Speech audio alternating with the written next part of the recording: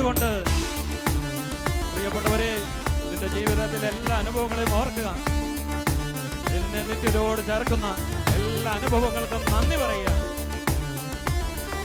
ആമേൻ. Relax ചെയ്ത് ആരാധിക്കുക.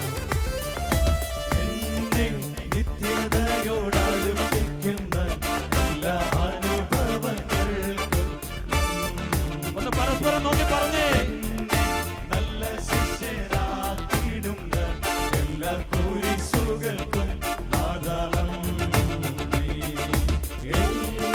നിത്യതയോടടുപ്പിക്കുന്ന എല്ലാ അനുഭവങ്ങൾക്കും.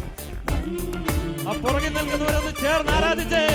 നല്ല ശിഷ്യരാക്കിയിടുന്ന എല്ലാ കുരിശുകൾക്കും ആധാരം.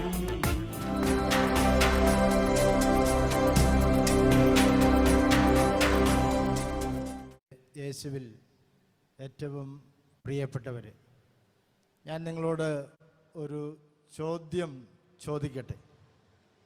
ലോകത്തിലെ ഏറ്റവും വലിയ അത്ഭുതം ഏതാണ്? നിങ്ങൾ പലരും ഉത്തരം മനസ്സിൽ കരുതുന്നുണ്ടാകാം. എനിക്കറിയാം, താജ്മഹൽ, ചൈനയിലെ വൻമതിൽ, ഈഫൽ ഗോപുരം,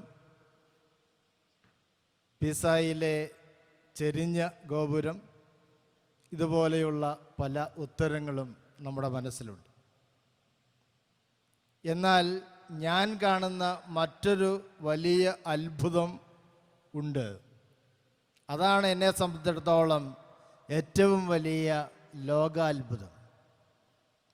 ഈ ലോകം താൽക്കാലികമാണ് എന്ന് അറിഞ്ഞിട്ടും ഇവിടെ സ്ഥിരവസതിയുണ്ട് എന്ന ഒരു ചിന്തയിൽ മനുഷ്യൻ ഇവിടെ താമസിക്കുന്നു. ഇതാണ് എന്നെ സംബന്ധിച്ചിടത്തോളം ഏറ്റവും വലിയ അത്ഭുതം. ഇത് ഒരു ലോഡ്ജാണ് എന്ന് അറിയാമായിരുന്നിട്ടും സ്വന്തം വീടിനെ മറന്നുകൊണ്ട് മനുഷ്യൻ ഈ ലോകത്തിൽ ജീവിക്കുന്നു. മറ്റൊരു വാക്കിൽ പറഞ്ഞാൽ, മരണം ഉറപ്പാണ് എന്ന് അറിഞ്ഞിട്ടും ഏത് നിമിഷവും മരിക്കുവാൻ സാധ്യതയുണ്ട് എന്ന് അറിഞ്ഞിട്ടും മരണത്തെ അവഗണിച്ചുകൊണ്ട് മരണമില്ലാത്തവനെ പോലെ ഇല്ലാത്തവളെ പോലെ മനുഷ്യൻ ഈ ലോകത്തിൽ ജീവിക്കുന്നു. മനുഷ്യരുടെ ഈ ജീവിതമാണ് ഏറ്റവും വലിയ അത്ഭുതമായി ഞാൻ കാണുന്നത്. ഒരു ഉദാഹരണം പറയാം. കോട്ടയത്ത് നിന്ന് ഒരു അന്തോണി ചേട്ടൻ കുവൈറ്റിൽ പോവുകയാണ്.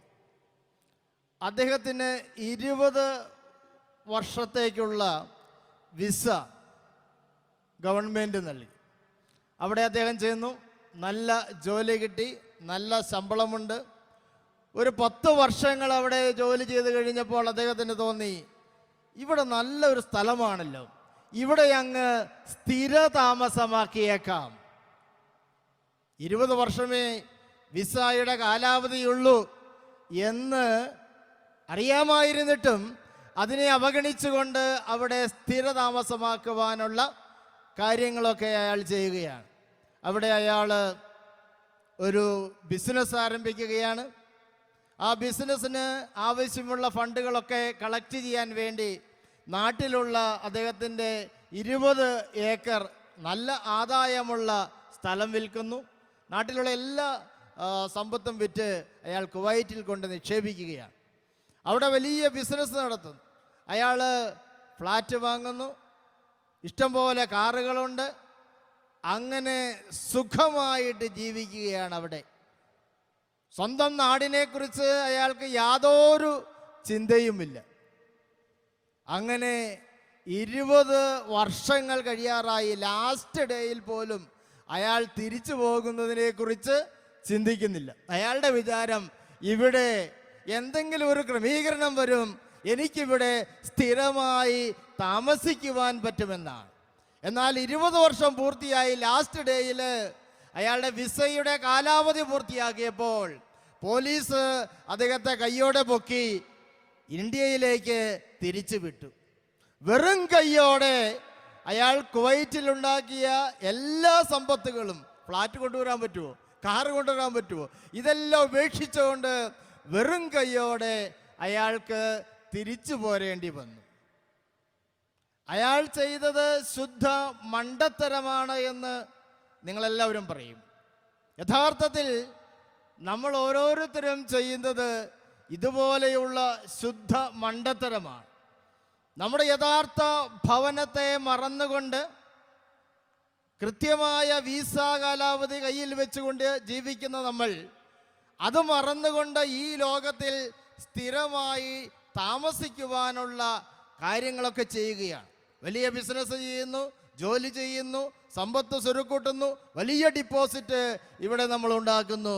പക്ഷേ യഥാർത്ഥ ഭവനത്തെക്കുറിച്ച് ഒരു ദിവസം ഞാൻ ഈ ലോകം വിട്ട് പോകണമെന്ന ചിന്ത ഒട്ടുമില്ലാതെ നമ്മൾ ജീവിക്കുന്നു.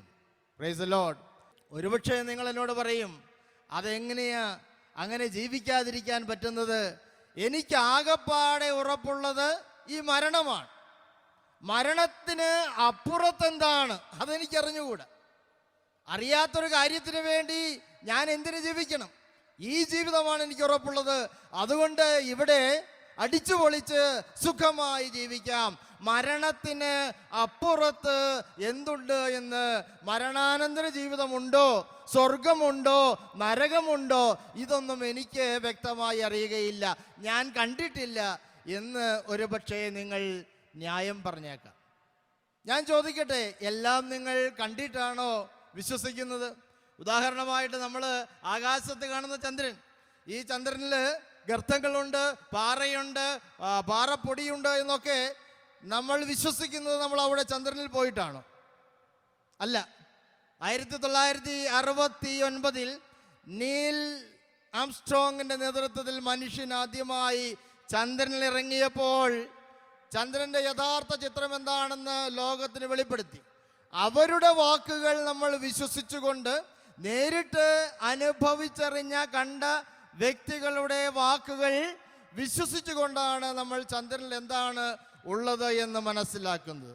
ഇതുപോലെ തന്നെ മരണത്തിന് ശേഷം എന്താണ് ഉള്ളത് എന്ന് അനുഭവിച്ചറിഞ്ഞിട്ടുള്ള അനേക വ്യക്തികളുണ്ട്. Price the Lord. അവരുടെ സാക്ഷ്യങ്ങൾ നിശ്ചയമായും നമ്മൾ സ്വീകരിക്കണം. Praise the Lord. ഹല്ലേലൂയ. വലതുകരത്തെ ഹല്ലേലൂയ, ഹല്ലേലൂയ, ഹല്ലേലൂയ. ഞാൻ മരണത്തിന്റെ അടുത്തുവരെ എത്തിയ വ്യക്തിയാണ്. Praise the Lord. ഹല്ലേലൂയ. മരണത്തിന്റെ അതിർത്തിയിലെത്തി. മരണത്തിന് അപ്പുറത്ത് എന്താണ് ഉള്ളത് എന്ന് അനുഭവിച്ചറിഞ്ഞ ഒരു വ്യക്തിയാണ്. Praise the Lord. എൻ്റെ സാക്ഷ്യം നിശ്ചയമായും നിങ്ങൾക്ക് ഇന്ന് സ്വീകരിക്കുവാൻ സാധിക്കും. വിശുദ്ധ യോഹന്നാൻ പറയുന്നത് പോലെ, ഞാൻ എൻ്റെ കണ്ണുകൾ കൊണ്ട് കണ്ടതും ചെവി കൊണ്ട് കേട്ടതും കരങ്ങൾ കൊണ്ട് സ്പർശിച്ചതുമായ ജീവന്റെ വചനമാണ് പ്രസംഗിക്കുന്നത് എന്ന് പറഞ്ഞതുപോലെ, എൻ്റെ അനുഭവത്തിൽ നിന്നാണ് പറയുന്നത്. there is life after death. മരണം മാത്രമല്ല, മരണത്തിന് ശേഷം നിശ്ചയമായും ഒരു നിത്യ ജീവനുണ്ട്, സ്വർഗ ജീവനുണ്ട് എന്ന് ഞാൻ അനുഭവിച്ചറിഞ്ഞിട്ടുള്ളതാണ്. Praise the Lord. ഹല്ലേലൂയ. നിങ്ങൾ ചോദിക്കും, എങ്ങനെയാണ് അത് നിങ്ങളുമായിട്ട് പങ്കുവയ്ക്കുവാൻ ഞാൻ ആഗ്രഹിക്കുന്നു.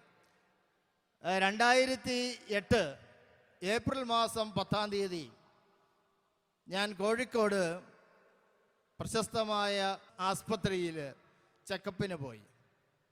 അതിന് പോകുവാനുള്ളൊരു കാരണമുണ്ട്. എനിക്ക് കുറേ നാളുകളായി ഭയങ്കരമായ ക്ഷീണമായിരുന്നു. പെട്ടെന്ന് അങ്ങ് തളർന്നു പോകുന്ന ഒരു അവസ്ഥ, ശരീരം ഭയങ്കരമായ ക്ഷീണം. ഞാൻ വിചാരിച്ചു എൻ്റെ ജോലി കൂടുതൽ കൊണ്ടാണ് എന്ന് ഞാൻ വിചാരിച്ചു. രാവിലെ മുതൽ 4 മണി വരെ എനിക്ക് കോളേജിൽ ജോലിയുണ്ട്. ഇംഗ്ലീഷ് അധ്യാപകനായതുകൊണ്ട് കോളേജിലുള്ള എല്ലാ വിദ്യാർത്ഥികളെയും പഠിപ്പിക്കണം. ഇക്കണോമിക്സ്, മാത്തമാറ്റിക്സ്, കൊമേഴ്സ്, ഹിസ്റ്ററി, ഇങ്ങനെയുള്ള എല്ലാ വിദ്യാർത്ഥികൾക്കും പാർട്ട് 1 ഇംഗ്ലീഷ് വിഷയമാണ്. അവരെ പഠിപ്പിക്കണം. അപ്പോൾ അവരുടെ അസൈൻമെൻറ്റ് നോക്കുക, 6 മാസം കൂടുമ്പോൾ 2 ടെസ്റ്റ് പേപ്പറുകൾ നടത്തുക, നല്ല ജോലി ഭാരമുണ്ട്. ഇതിനുശേഷം വൈകുന്നേരം ഞാൻ നേരെ ശാലോമിൻ്റെ ഓഫീസിലേക്കാണ് പോകുന്നത്. അവിടെ വൈകുന്നേരം മുതൽ ഏകദേശം രാത്രി 9 മണി വരെ കർത്താവിന് എല്ലാ ദിവസവും ശുശ്രൂഷ ചെയ്ത ശേഷമാണ് ഞാൻ എൻ്റെ വീട്ടിലേക്ക് പോകുന്നത്. അങ്ങനെ ഞാൻ ഒരു ദിവസം കിടക്കണമെങ്കിൽ മിക്കവാറും ഒരു 10-12 മണിയാകും. അപ്പോൾ ഈ സ്ഥിരമായിട്ടുള്ള ഈ ഹെവി വർക്ക് ഷെഡ്യൂൾ കൊണ്ടാണ് എൻ്റെ ഈ ശരീരത്തിനെ തളർച്ച ബാധിച്ചത് എന്ന് ഞാൻ അങ്ങ് ചിന്തിച്ചു. മാർച്ച് മാസം കഴിഞ്ഞു, ഏപ്രിലായി, അല്പം വിശ്രമിച്ചു, കോളേജ് ക്ലാസ്സുകളൊക്കെ കഴിഞ്ഞു. പക്ഷേ എൻ്റെ ക്ഷീണം കുറയുന്നില്ല. എനിക്കാണെങ്കിൽ വയറ്റിൽ വലിയൊരു അസ്വസ്ഥത എന്തോ വയറ്റിലിങ്ങനെ കെട്ടിക്കിടക്കുന്നത് പോലെ തോന്നുകയാണ്. അപ്പോൾ ഇത് പരിശോധിക്കുവാനായിട്ടാണ് ഞാൻ ഡോക്ടറുടെ അടുത്തേക്ക് ചെന്നത്. തീർച്ചയായിട്ടും എൻ്റെ നിഗമനമനുസരിച്ച് ഗ്യാസ്ട്രോ ഡോക്ടറെയാണ് കണ്ടത്. അദ്ദേഹത്തിനോട് ഞാൻ എൻ്റെ പ്രശ്നം പറഞ്ഞു. എനിക്ക് ആകെപ്പാടെ ഒരു വിഷമമുണ്ട്, ക്ഷീണമുണ്ട്, വയറ്റിൽ പ്രത്യേകിച്ചും ഒരു അസ്വസ്ഥത തോന്നുന്നു. അതുകൂടാതെ ഒരു അടയാളം കൂടെ ഞാൻ ഡോക്ടറോട് പറഞ്ഞു. എനിക്ക് രാത്രിയിൽ മലർന്നു കിടക്കുവാൻ സാധിക്കുന്നില്ല. മലർന്നു കിടക്കുമ്പോൾ എനിക്ക് ശ്വാസം മുട്ടുന്ന പോലെ തോന്നുകയാണ്. അപ്പോൾ ഡോക്ടർ എന്നെ ടേബിളിൽ മലർത്തി കിടത്തി പരിശോധിച്ചു. അദ്ദേഹം പരിശോധിച്ച ശേഷം പറഞ്ഞു, വയറിന് യാതൊരു കുഴപ്പവുമില്ല. Price the Lord, hallelujah. അപ്പോൾ കുഴപ്പം എന്താണ് എന്ന് കണ്ടുപിടിക്കുവാനായി അദ്ദേഹം എന്നെ കാർഡിയോളജി ഡിപ്പാർട്ട്മെൻറ്റിലേക്ക് പറഞ്ഞു വിട്ടു. അവിടെ ഡോക്ടർമാർ എൻ്റെ ഹൃദയത്തിൻ്റെ അവസ്ഥ എന്താണ് എന്ന് പരിശോധിക്കുവാനായി എക്കോ കാർഡിയോഗ്രാം എടുത്തു. അതിൻ്റെ റിസൾട്ട് വന്നപ്പോഴാണ് എൻ്റെ ഹൃദയത്തിൻ്റെ യഥാർത്ഥ അവസ്ഥ മനസ്സിലായത്. അതിൻ്റെ റിസൾട്ടിൽ ആദ്യം ഇങ്ങനെ എഴുതിയിരിക്കുന്നു, കാർഡിയാക് ഫെയിലിയർ, എന്നിട്ട് ഒരു ക്വസ്റ്റ്യൻ മാർക്ക് ഇട്ടിരിക്കുന്നു. നിങ്ങൾക്ക് മനസ്സിലായി? കാർഡിയാക് ഫെയിലിയർ, ഒരു ക്വസ്റ്റ്യൻ മാർക്ക് എന്ന് പറഞ്ഞാൽ അവർ മനസ്സിലാക്കിയത് പ്രകാരമാണ് ഹൃദയത്തിൻ്റെ ലെഫ്റ്റ് വെൻട്രിക്കിൾ, ഇടത്തെ അറ, ഇത് ഇങ്ങനെ ചുരുങ്ങുകയും വികസിക്കുകയും ചെയ്യുമ്പോഴാണ് ഹൃദയത്തിൽ നിന്ന് ശരീരത്തിൻ്റെ എല്ലാ ഭാഗങ്ങളിലേക്കും രക്തം കറക്റ്റായിട്ട് എത്തുന്നത്. എൻ്റെ ലെഫ്റ്റ് വെൻട്രിക്കിളിൻ്റെ ഈ പ്രവർത്തന ശേഷി 20% കുറഞ്ഞിരുന്നു. എന്ന് പറഞ്ഞാൽ ഒരു സാധാരണ മനുഷ്യന് വേണ്ടത് 60%, 60% എങ്കിലും വേണം. എൻ്റെ ഹൃദയത്തിൻ്റെ പ്രവർത്തന ശേഷി 20% എന്ന് പറഞ്ഞാൽ നിങ്ങൾക്കറിയാം, ഞാൻ മരണത്തിൻ്റെ തൊട്ട് അടുത്താണ്. ഇത് ഡയഗ്നോസ് ചെയ്യുന്നത് ഏപ്രിൽ മാസം 10-ാം തീയതിയാണ്. പക്ഷെ എനിക്ക് ഇതിനു മുമ്പ് ഞാൻ മരണത്തിനടുത്താണ് എന്ന് അറിയുമായിരുന്നില്ല. പക്ഷെ ഒരു കാര്യം, ഞാൻ മരണത്തിനടുത്തെത്തിയപ്പോൾ ഈ ജനുവരി, ഫെബ്രുവരി മാസങ്ങളിൽ, മാർച്ച് മാസങ്ങളിൽ എൻ്റെ മനസ്സിൽ അതിശക്തമായിട്ടുള്ള ഒരു ആഗ്രഹം, സ്വർഗത്തിലേക്ക് പോകണമെന്ന്. Price the Lord, hallelujah. നമ്മൾ ഏതെങ്കിലും ഒരു സ്ഥലത്തേക്ക് പോകുവാൻ അതിൻ്റെ അടുത്തെത്തിയാൽ നമ്മൾ ചിന്തിക്കുന്നത് ആ സ്ഥലത്തെക്കുറിച്ചാണ്. Praise the Lord, hallelujah, hallelujah. ഉദാഹരണമായി, നിങ്ങൾ സിംഗപ്പൂരേക്ക് ഒരു പിക്നിക്കിന് പോകുന്നു. സിംഗപ്പൂര് അടുക്കുവാനാകുമ്പോൾ നിങ്ങൾ വിചാരിക്കുന്നത് സിംഗപ്പൂരിനെ കുറിച്ചാണ്. നിങ്ങളുടെ വീടിനെ കുറിച്ചോ നിങ്ങളുടെ ജീവിത പങ്കാളിയെക്കുറിച്ചോ മക്കളെക്കുറിച്ചോ ഓർക്കുന്നില്ല. നിങ്ങൾ ചെല്ലുവാൻ പോകുന്ന സ്ഥലത്തെക്കുറിച്ചാണ് മനസ്സ് ചിന്തിക്കുന്നത്. നിങ്ങൾ വിശുദ്ധ നാട്ടിൽ പോവുകയാണെങ്കിൽ അതിനടുത്തെത്തുമ്പോൾ നിങ്ങളുടെ മനസ്സ് മുഴുവനും ആ നാടിനെക്കുറിച്ചുള്ള ചിന്തകൾ നിറയുകയാണ്. നിങ്ങളുടെ വീട് നിങ്ങൾ മറക്കുകയാണ്. ഇതുപോലെ ഞാൻ മരണത്തിനടുത്തെത്തി അതിൻ്റെ ബോർഡറിലാണ്. അങ്ങനെ എനിക്കറിഞ്ഞുകൂടാ, പക്ഷേ എൻ്റെ മനസ്സിനും ആത്മാവിനും ഇതറിയാം, മരിക്കാൻ പോവുകയാണ് എന്ന് അറിഞ്ഞപ്പോൾ എൻ്റെ ആത്മാവ് സ്വർഗത്തിന് വേണ്ടി തീക്ഷ്ണമായി ദാഹിച്ചു. നെഞ്ചിൽ കൈവച്ച് പറയട്ടെ, ആ നാളുകളിൽ ഞാൻ എൻ്റെ ഭാര്യയോട് പറഞ്ഞു, മേരിക്കുട്ടിയോട് പറഞ്ഞു, ഞാൻ ഈ ലോഡ്ജ് വിട്ട് സ്വർഗത്തിലേക്ക് പോവുക. ഞാനിങ്ങനെ തുള്ളിച്ചാടിക്കൊണ്ടാണ് പറഞ്ഞത്. വലിയ സന്തോഷത്തോടെ ഞാൻ പറയുകയാണ്, ഞാൻ ഈ ലോഡ്ജ് എന്ന് പറഞ്ഞാൽ എൻ്റെ വീടാണ്, ഈ ലോഡ്ജ് വിട്ട് ഞാൻ സ്വർഗത്തിലേക്ക് പോവുകയാണ്. പ്രിയപ്പെട്ടവരെ, സ്വർഗത്തെക്കുറിച്ച് ചിന്തിക്കുവാനുള്ള കാരണം ഞാൻ മരണത്തിന് വളരെ അടുത്തായിരുന്നു എന്നുള്ളതാണ്. യഥാർത്ഥത്തിൽ അങ്ങനെ ചിന്തിക്കുവാൻ പാടില്ല. കാരണം എനിക്ക് ഭാര്യയുണ്ട്, 3 മക്കളുണ്ട്. അവർ പഠിച്ചുകൊണ്ടിരിക്കുകയാണ്. അവർക്ക് ഒരു ജീവിതാന്തസ്സ് കാണിച്ചു കൊടുക്കേണ്ടത് ഒരു പിതാവെന്ന നിലയിൽ എൻ്റെ കടമയാണ്. എങ്കിൽ പോലും അതെല്ലാം മറന്നുകൊണ്ട്, എൻ്റെ വീടിനെ മറന്നുകൊണ്ട്, എൻ്റെ ജീവിത പങ്കാളിയെ മറന്നുകൊണ്ട്, എൻ്റെ മക്കളെ മറന്നുകൊണ്ട് ഞാൻ അടുത്തെത്തിയ ആ സ്ഥലത്തിന് വേണ്ടി തീവ്രമായിട്ട് ദാഹിക്കുകയാണ്. Praise the Lord. Hallelujah, hallelujah. എൻ്റെ അനുഭവത്തിൽ നിന്ന് എനിക്ക് പറയുവാൻ സാധിക്കും, സ്വർഗം ഒരു യാഥാർത്ഥ്യമാണ്. Praise the Lord. ഹല്ലേലൂയ.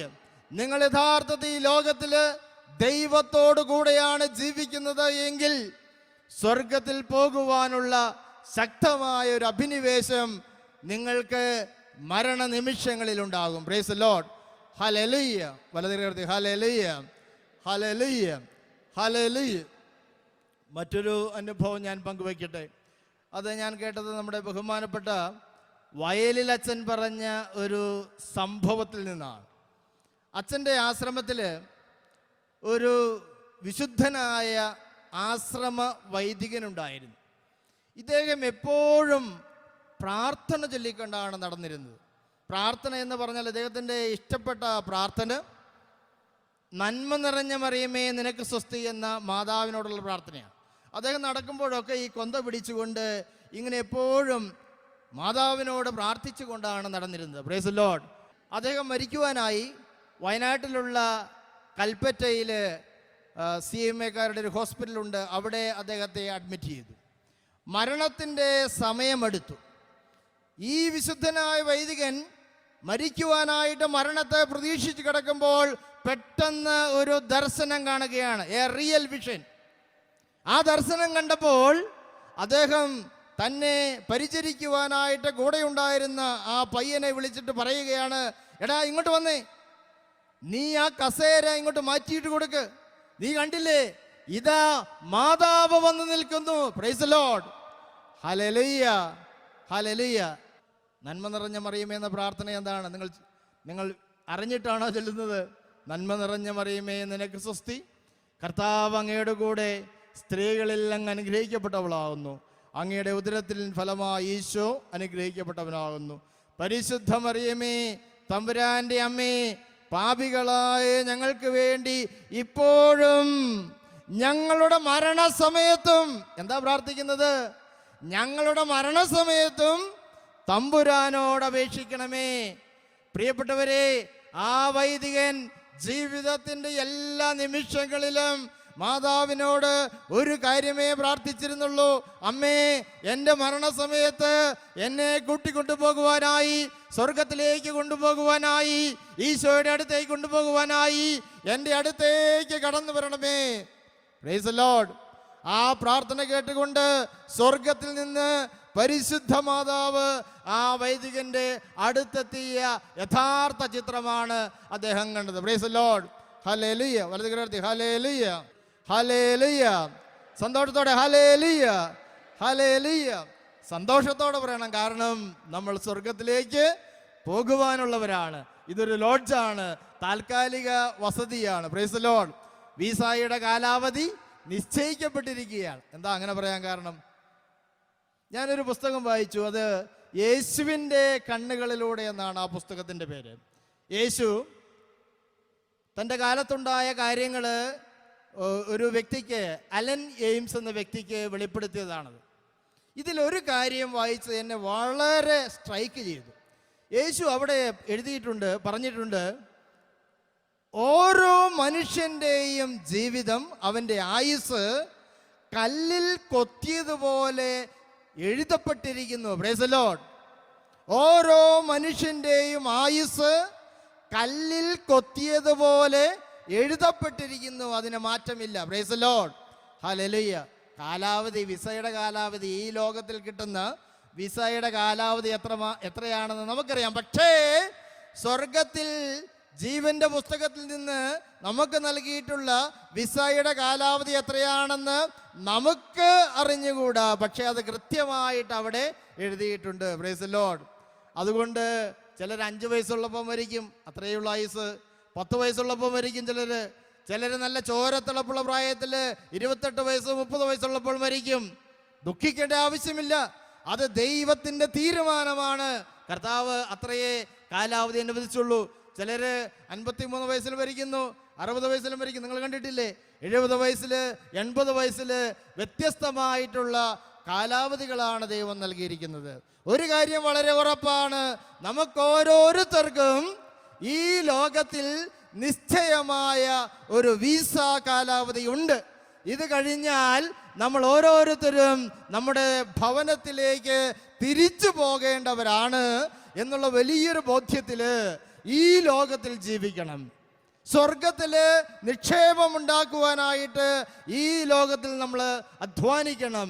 അവിടെയാണ് നമ്മൾ ഡിപ്പോസിറ്റ് ചെയ്യേണ്ടത്. അന്തോണി ചേട്ടൻ കാണിച്ച ആ മഹാമണ്ഡത്തരം നമ്മൾ കാണിക്കരുത് എന്ന് കർത്താവ് നമ്മെ ഓർമ്മിപ്പിക്കുകയാണ്. Price the Lord.